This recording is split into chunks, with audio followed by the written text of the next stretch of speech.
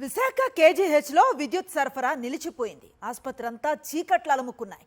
కీలక విభాగాల్లో విద్యుత్ సరఫరా నిలిచిపోవడంతో రోగులు ఇబ్బందులు ఎదుర్కొంటున్నారు. విద్యుత్ నిలిచిపోయినా కేజీహెచ్ సిబ్బంది, అధికారులు ఎవరూ పట్టించుకున్న పాపాన్ లేదు. ముఖ్యంగా మహిళల వార్డుల్లో రోగులు తీవ్ర ఇబ్బందులను ఎదుర్కొంటున్నారు. మరింత సమాచారాన్ని మా ప్రతినిధి అనిల్ అందిస్తారు.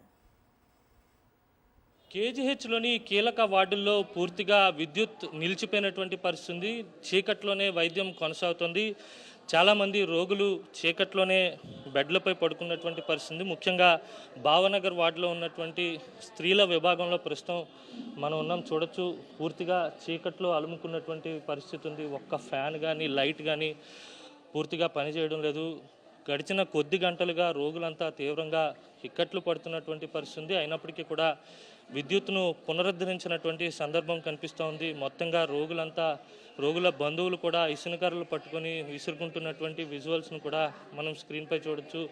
చాలా క్రిటికల్గా ఉన్నటువంటి రోగులు కూడా ఇక్కడ ఉంటారు. కానీ ఇక్కడ ఏమాత్రం విద్యుత్ సరఫరా లేదు. పూర్తిగా నిలిచిపోయినటువంటి పరిస్థితి ఉంది. తీవ్రంగా ఇబ్బందులు పడుతున్నటువంటి విజువల్స్ను కూడా మనం గమనించవచ్చు.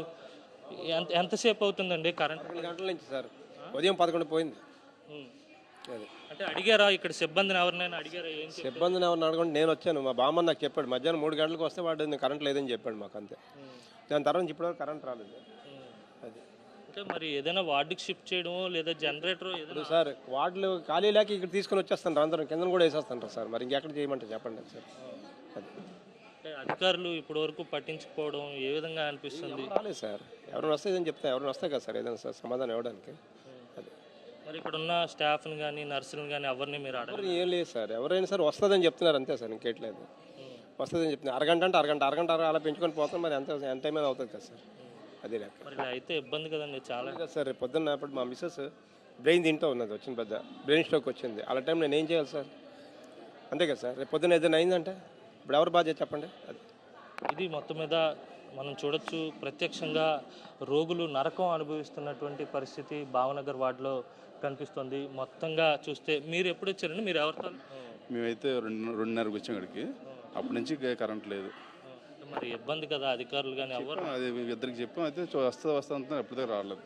మేము మొత్తంగా చూస్తే తీవ్ర ఇబ్బందులకు గురవుతున్నటువంటి పేషెంట్లు తమ ఆవేదనను చెప్పుకుంటున్నారు. అలాగే వారి బంధువులు కూడా తీవ్రంగా ఇబ్బందులు పడుతున్నటువంటి సందర్భం అయితే స్పష్టంగా కనిపిస్తుంది. మనం విజువల్స్లో చూడొచ్చు, ఏ బెడ్ దగ్గరికి వెళ్ళినా స్త్రీలంతా కూడా తీవ్రంగా ఇబ్బంది పడుతున్నటువంటి సందర్భాన్ని ఇసునకర్రలతో గంటలకు తరబడి విసురుకుంటున్నటువంటి పరిస్థితి కూడా ఉంది. అమ్మా, మీరు ఎప్పుడు వచ్చారమ్మా?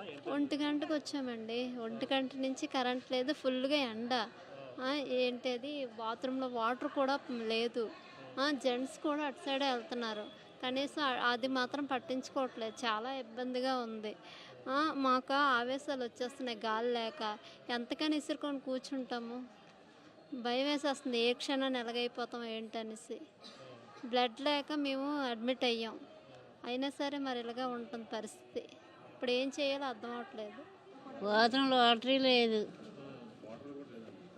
ఇదే బాధ. మరి డాక్టర్లు ఎవరు ఏం చెప్పట్లేదమ్మా? ఏం చెప్పలేదు. కింగ్ జార్జ్ ఆసుపత్రి చరిత్రలో ఇన్ని గంటల పాటు మహిళలకు సంబంధించినటువంటి వార్డులో విద్యుత్ సరఫరా నిలిచిపోవడం బహుశా ఇదే ప్రథమం కావచ్చు.